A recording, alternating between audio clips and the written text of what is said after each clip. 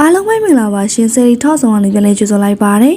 ယခုဒီဇင်ဘာကြောင်းလေးကတော့အမှုပညာရှင်တိုင်းမှာပရိသတ်တွေရှိကြပေမဲ့မင်းသားရဲတိုင်းရဲ့ပရိသတ်တွေလိုတစ္ဆာရှိပြီးတော့ချစ်တတ်တဲ့သူမျိုးတွေကတော့တကယ်ကိုရှားပါတာလည်းဖြစ်ပါတယ်ရှင်ကိုယ့်ရဲ့အိုင်တို့တယောက်အချင်းကြားနေတဲ့အချိန်မှာတော့ပုံမှန်ဝမ်းနဲ့ post တွေတင်ကခြေခွေးပြနေတာတဲ့သူတို့ရဲ့ပရိသတ်တွေကပို့ပြီးတော့လက်တွေ့ကြ